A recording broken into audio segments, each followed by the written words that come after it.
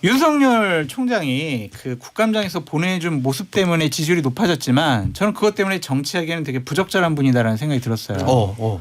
아니 호통치고 반말하고 막 이러고 막 넥타이 이렇게 풀고 막 손가락질 해대고 그게 그러니까 이게 지금 정치인이 그게 국민 앞에 나서면 그렇게 말이 돼요? 보수 진영에서 홍준표 대표가 그런 캐릭터잖아요. 빨간 넥타이 약간 느슨하게 하고 와 진짜 매운맛 홍준표라고나 할까? 홍준표 대표가 보였던 모습들의 한 10배.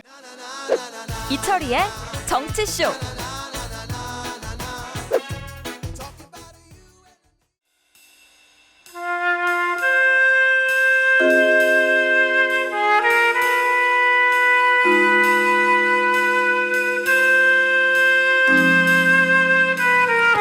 할 말을 하는 이철의 정치쇼 수요일 4부는 여의도 타짜입니다.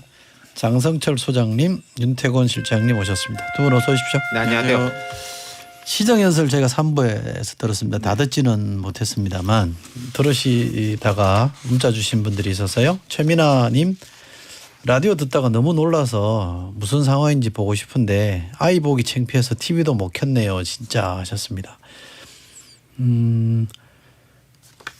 대개 이제 대통령이 국회 와서 시정 연설을 하면 국회의장실에서 정당 대표들, 원내대표들과 티타임 갔는데 지금 저희가 확인한 바로는 야당 원내대표, 조호영 원내대표가 들어갈 때 청와대 경호원들이 검색 검문하잖아요. 이렇게 되게 이제 대통령 만나기 전에는 다 몸수색하거든요.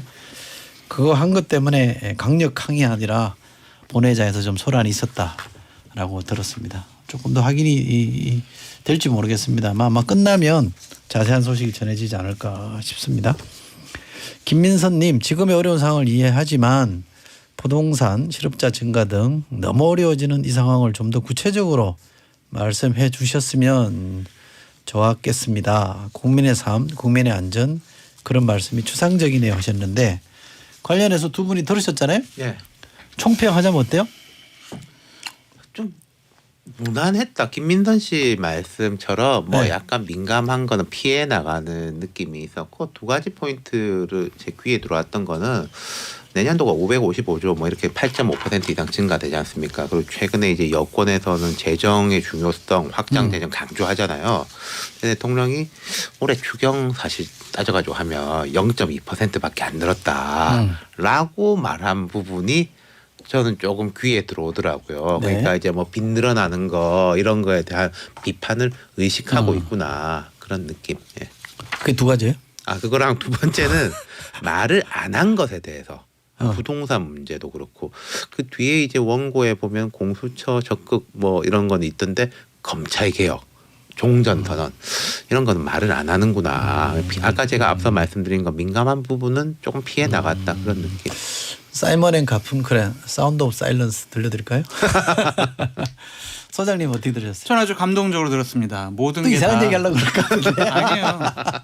정말 이대로 되면은 우리나라가 정말 대통령께서 대공황 이후 인류가 직면한 최악의 경제 위기지만 네. 우리나라 잘 선방했다고 아, 하시면서 선방한 거 맞잖아. 국민 덕분이다라고까지 하셨어요. 그런데 이제 뒤에 보면은 내가 잘해가지고 이제 이런 건데 이대로 됐으면 좋겠어요. 대통령께서 또 마지막에 협치하라고까지 말씀하셨잖아요. 네. 예산안까지 여당에서 밀어붙이지 말고 야당과 협치해서 공수처법도 처리하고 다른 현안 법안도 처리하고 예산안도 잘 처리했으면 좋겠다. 대통령의 말씀을 여야 의원들이 잘 귀 기울여 들어라라고 오. 말씀드리고 싶습니다. 이상한 이야기 안 하셨네요. 하려고 그랬는데 먼저 손을 쳐가지고 내가 못했어. 제가 예방한 거예요. 눈치채고. 근데 아까 그 영상으로 보니까 대통령 시정연설 중에 여당 의원들이 기립박수 치던데. 처음 봤어요. 제가 살다가 제가 국회 있을 때 한 번도 안 그랬거든요. 살다 처음 봤다니까요. 처음 봤어요? 네. 아부쟁이들. 제 기억도 약간 생경한데. 잘 몰랐던 것 같아요. 그러니까 보통 박수는 치지 않습니까? 여당만 이제 그래서 이제 끝나고 나면 뭐 12번 쳤다, 뭐 17번 쳤다 이런 거 나오는데 처음 기립박수는 봤어요. 잘 못 봤죠. 네. 되게 시정연설은 특이한 게 별로 없어요. 왜냐하면 국정 전반에 대해서 얘기해야 되기 때문에 아주 세부적으로 말하기도 어렵고 큰 아이템을 이제 크게 설명하는 게 그간의 통상적인 방식인데 제가 2016년도 본회의장에 앉아 있었을 때는 박근혜 대통령 시정연설했거든요.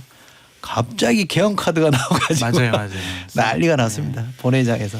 그러니까 시정연설이라는 게요. 애청자 여러분 뭐 잘 아시는 분도 계시고 모르시는 분도 계시겠지만 대통령께서 국회에 오셔가지고요. 돈 줘. 나 내년에 이렇게 돈 쓸 테니까 돈 좀 줘. 이렇게 설명하시는 자리예요. 그렇기 때문에 사전에 이렇게 야당 대표들과도 만나서 그렇죠. 좀 분위기도 좋게 하는데 오늘 좀 불미스러운 일이 있어서 약간의 좀 흠이 되지 않았나라는 생각이 듭니다. 기립박수. 나중에 어떤 방송사에서 그런 영상 보여줬으면 좋겠어요. 누가 제일 먼저 일어났는지. 체크했겠죠. 그렇겠죠. 그러니까 이게 누가 일어나면은 쭈뼛쭈뼛하다가 따라 일어나고 그런 것들이 많잖아요. 아니 그것도 있고 궁금하네. 좀 그 누구 있어요, 그거는 역할이. 네. 지도부급에서 손짓으로 뭐 이렇게 좀 일어나라고 했을 수도 있지 않을까 싶네요. 근데 이 얘기 좀 해보겠습니다. 오늘은 두 분 타짜 모셨으니까 이런 게 아마 타짜 중에서도 아마 이 두 분이 이런 분야의 타짜실 것 같은데 대선 주자들 지지율 이낙연 지금 대표가 1등하던 장기간의 기간이 있었고 지금은 이제 뒤집혀가지고 이재명 지사가 1등이잖아요. 그렇죠. 대부분의 조사가 그렇죠? 네. 맞아요. 그러면 단도직입적으로 장 소장님한테 이낙연 대망론은 흔들려요? 아닙니다. 그냥 엎치락 뒤치락 하는 거죠. 그래요? 예, 뭐 크게 차이 나는 것도 아니잖아요. 대략 여론조사 보면 2, 3% 정도 차이가 나는데 저는 여론조사를 세부 분석해 보면 이낙연 대표가 위기감을 느껴야 하는 부분이 있어요. 뭐예요? 민주당 지지층에서도 이재명 지사 지지하는 수치가 더 높아요.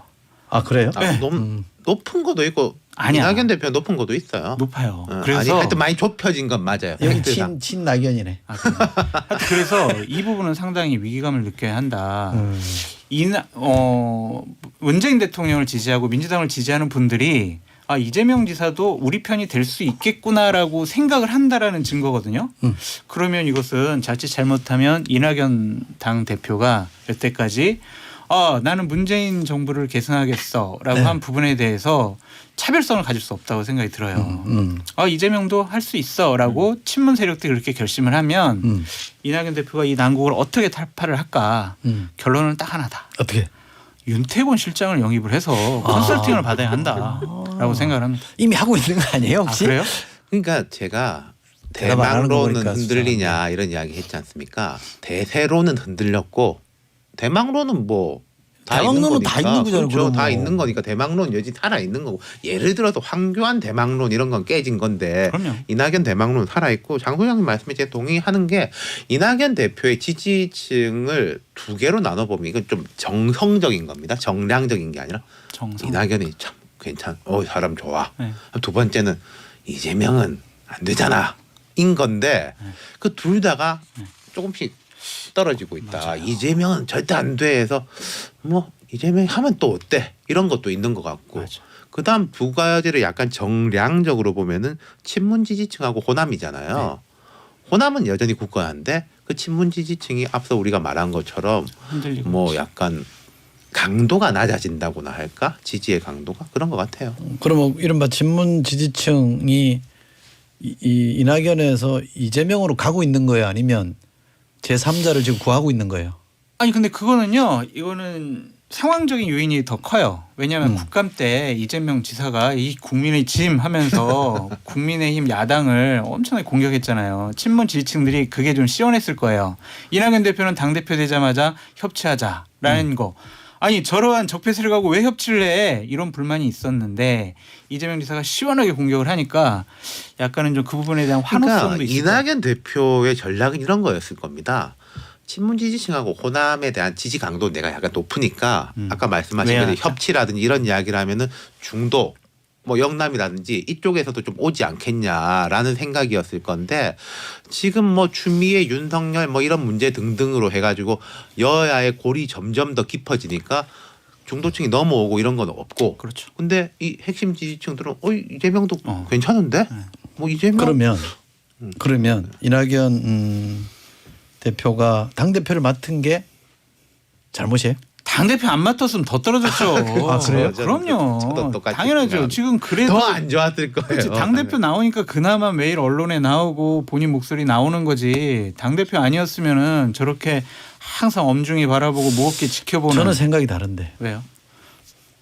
그러니까 아니 이낙연 대표 진행자라 뭐. 저는 이낙연 대표 스타일이 되게 액티브하고 활동적이고 그러면은 대표가 아니더라도 좀 많이 활동을 하고 그랬을 건데 전 이낙연 대표 스타일상 대표 안 했으면은 더 엄중했을 것 같다. 저는 이낙연 대표 제가 이해하는 이낙연 대표 스타일은 약간은 반발 정도 떨어져서 정치하는 게 본인 스타일에 맞아요. 그 장점이 훨씬 발휘될 수 있는데 캐릭터상이요?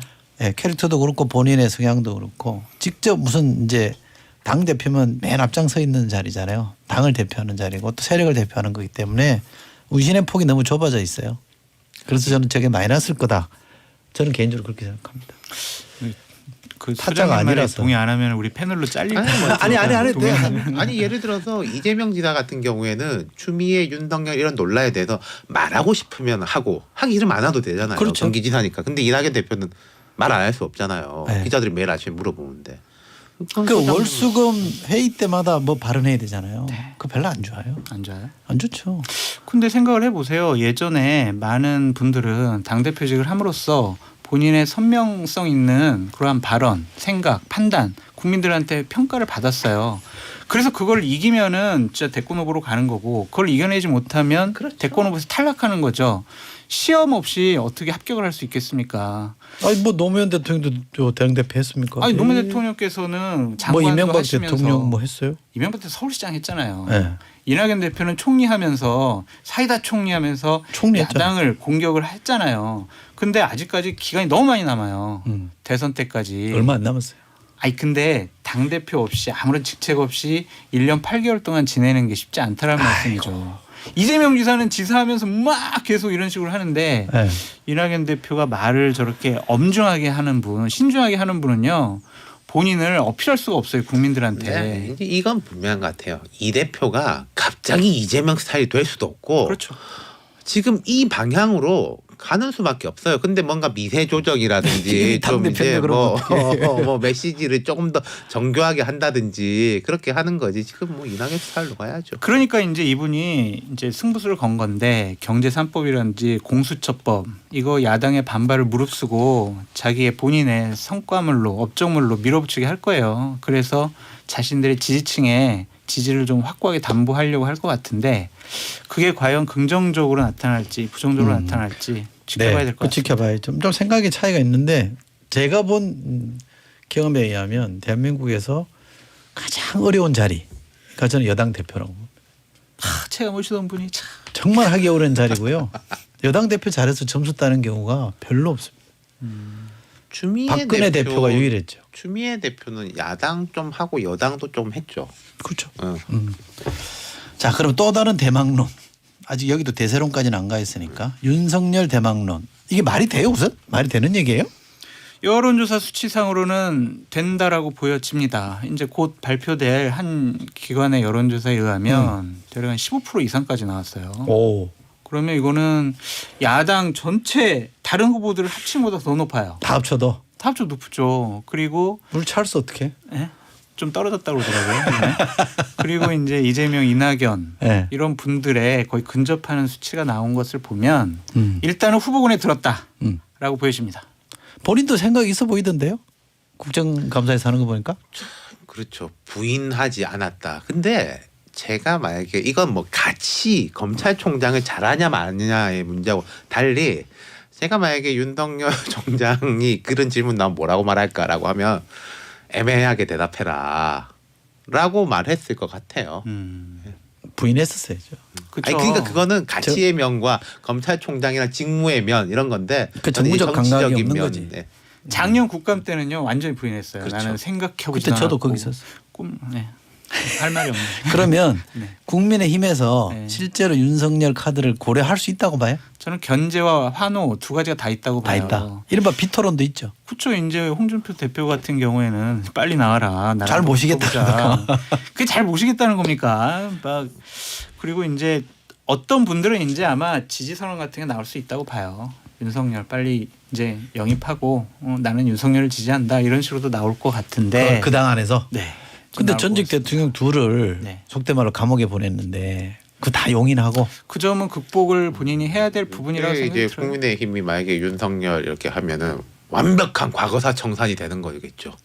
아, 우리 후보가 윤석열인데 뭐 탄핵에 대한 논쟁 이런 건 끝이죠. 그리고 박근혜 이명박의 얽매여서는 다음번 뭐 정권을 다시 찾아올 수 있겠습니까? 그걸 극복을 해야 되는 것이 윤석열과 그 국민의힘 의원들의 몫인데 윤석열 총장이 그 국감장에서 보내준 모습 때문에 지지율이 높아졌지만 저는 그것 때문에 정치하기에는 되게 부적절한 분이다라는 생각이 들었어요. 아니 호통치고 반말하고 막 이러고 막 넥타이 이렇게 풀고 막 손가락질 해대고 그게 그러니까 이게 지금 정치인이 그게 국민 앞에 나서면 그렇게 말이 돼요? 보수 진영에서 홍준표 대표가 그런 캐릭터잖아요. 빨간 넥타이 약간 느슨하게 하고 와 진짜 매운맛 홍준표라고나 할까? 홍준표 대표가 보였던 모습들의 한 10배 10배 강도. 빼지 그렇지. 자, 네. 그런 느낌이. 그러면 두 분이 약간 부적절하다고 또 제가 지적질 받을지 모르겠습니다만 대박론이 있다고 하니까 대박론의 관점에서 두 분의 생각과 상관없이 대박론의 관점에서 윤석열이라는 사람에게 조언을 한다면 이거 좀 비싼데 이거 진짜. 그러니까 맛만 살짝 보여야지. 철저하게 준비해라라고 그건 말씀드리고 하나만 싶어요. 이제 그러면 그래서 뭘 철저하게 대충 준비하냐 준비해요? 그러면 사람을 준비해라고 말씀드리고 사람 싶습니다. 장성철 저는 제가 검찰총장이라는 갑옷을 입고 있으니까 그리고 추미애와 여당 의원들에 대해서 막 저렇게 공박을 하니까 지지율이 확 올라간 거 아니에요 지금. 근데 그것만 가지고 그래 저 사람이 차기 대권주자야. 라고 생각 안 합니다. 그러니까 본인의 장점을 잘 살리고 부족한 부분 나는 이러한 유능한 사람들과 함께 해요. 저한테 나라를 맡겨주시면 경제는 누구 뭐 보건은 누구 외교는 누구 이런 유능한 사람들과 함께 할 겁니다. 그래서 이분들을 보고 저를 지지해 주세요. 라고. 그러면 검찰총장은 한동훈이에요? 저기가 대통령이 되면 다 죽었네. 다 죽었어. 내 말이 재미없었나 보다. 말을 중간에 끊어버렸어. 아니 저는 조언이라기보다 그 이야기를 하고 싶어요. 내 마음 나도 몰라면 안 되고 하고 싶은지 하기 싫은 뭐 아닌지를 마음은 먼저 빨리 정해라. 이미 남들한테 정했어. 말하지. 정했어요? 정했어요. 하는 걸로? 그럼요. 정치하는 걸로 정했잖아요. 그렇구나. 그러면 저희 구체적인 알겠습니다. 조언은 천천히 나와라. 천천히 나가라. 천천히 나와라. 남들이 아무리 빨리 나오라고 하더라도 인기가 천천히 있는데? 나가. 아니 그 뭐 선언이라든 이렇게 구체화시키는 걸. 그래? 이선희님 문자 주셨습니다. 안철수, 고건, 반기문 등 많은 전례들을 보아왔지 않습니까? 대선 주자로는 쉽지 않을 겁니다. 의견 주셨고요. 이 사람들이 실패한 이유가 있어요. 본인들 고집이 세가지고 그래요. 이분도 고집 세 보이던데. 그러니까 제가 얘기하잖아요. 유능한 사람들하고 같이 해라. 특히 저 같은 사람하고. 혹시 그쪽이랑 친하신 분 있으면 장 소장님한테 빨리 연락하시면 좋을 것 같고요. 석상민님. 이낙연 대표는 눈치나 살살 살피면서 자기 이미지만 관리하니까 지지율 까먹는 것 같아요 하셨고요. 전나영님. 이재명 지사는 집 없고 가난한 서민으로 완벽하게 지지층 타겟을 정했죠. 이낙연 대표는 애매하게 다리 하나 걸친 느낌이라 지지층을 뺏기는 것 같습니다. 이 문자만 봐서는 그러네. 이낙연 대표에 대한 실망감을 많이 표출하시네요. 그죠. 네. 제3의 후보가 나올 수 있을까요? 김경수 지사가 유일한 변수라고 생각합니다. 어때? 가능성이 있어요? 저는 그 대법원까지 가면은 무죄 나올 것 같은데 2심에서는 그래도 유죄가 나올 것 같아서 이번에는 힘들지 않을까. 유죄 나오면 어렵잖아요.